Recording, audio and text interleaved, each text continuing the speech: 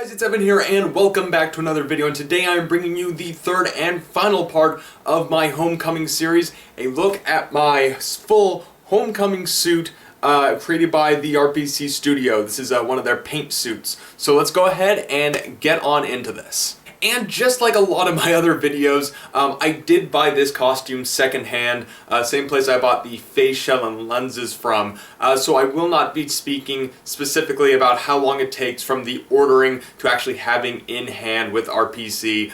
I'm not able to talk to that. However, this is just going to be simply a review of the quality of this costume. And one last other bit, unfortunately, you will not be seeing me in the full costume in this video.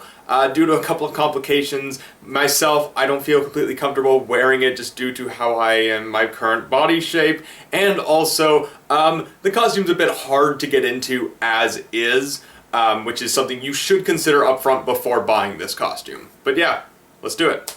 Okay, so here we have it, the whole costume all laid out on my bed. You can kind of see how the whole thing looks. Now this costume, I have to say, is an absolute beauty of a costume. This entire thing, as you can see, is screen printed. The red has the screen printed texture, the blue has the screen printed texture, even the black straps are screen printed onto this costume, and you can even see the little bits of detailing in those as well. The mask here is an attached mask along with the sewn in eye holes that RPC does on all of their costumes. Now, if I were to have bought this myself, I most likely would have gone with a detached mask, but I did buy this secondhand. So secondhand, it came with the attached mask. It also has these sewn in web cartridges, which are an option you can pick when you buy this suit from the RPC Studio. These, I would actually say, are a really good addition because they do match the suit. I know there are some web cartridges you don't want to run the risk of them being too long or too small.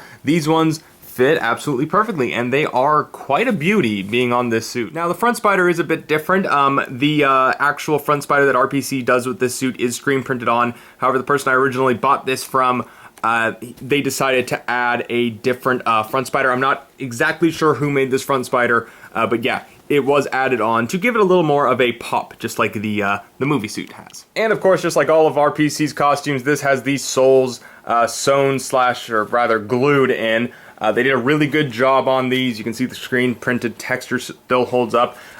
These shoes are a bit hard to get into. I think they're about a size smaller than what I usually wear. But yeah, these shoes are awesome, and you know, doesn't have the accurate sole, but you know what, it still looks fantastic. And now taking a look at the back of the costume, as you can see, the zipper that goes down the attached mask. You can get a look once again at how the screen printing of the black bands look. We got the back spider here, which is actually screen printed on. You can see it, they did go ahead and do that screen printed texture there. Back of the belt right there. Going down the blue of the legs, they have, like, you know, the blue detailing in here. One thing that did actually happen with the original owner, there was a bit of damage done to the screen printing. I think this happened by sitting on a leather car seat that had heated up. He did do some fixing here with like puff paint, but that is something you kind of want to be careful of with these screen printed suits. That the texture, it holds up, but you just have to be careful with what you do with this suit.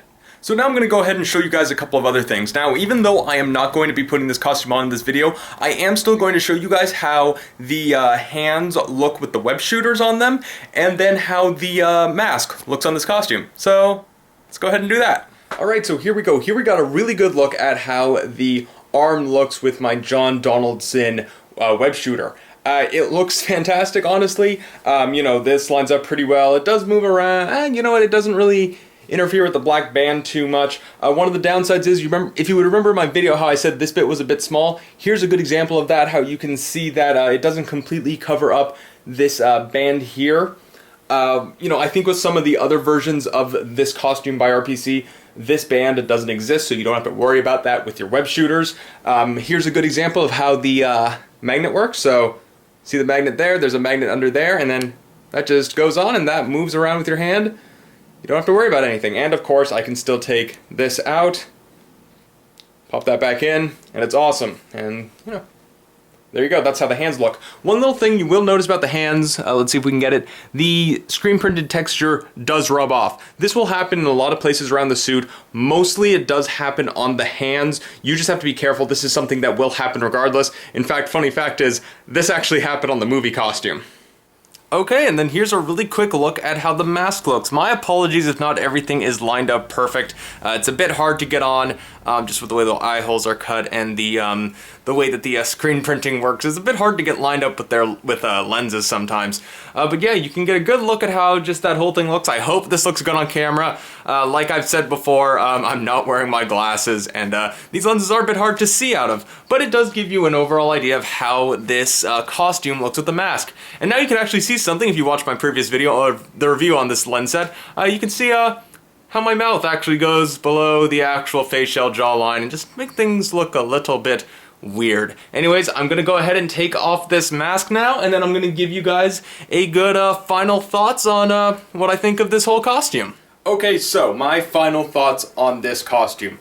Really, I think that RPC did a stellar, just incredible job recreating this costume. Although it is not, 100% screen accurate, the seam lines are that of the basic Raimi pattern.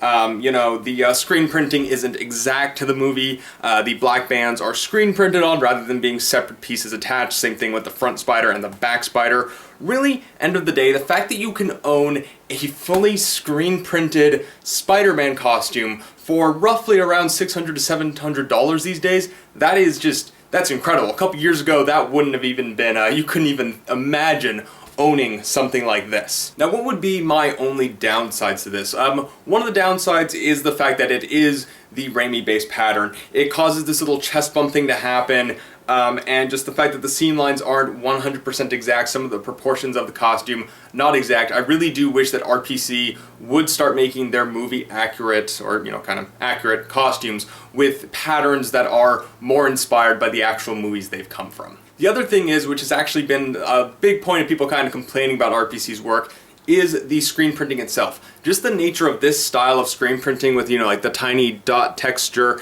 is the fact that, the whole thing is essentially painted.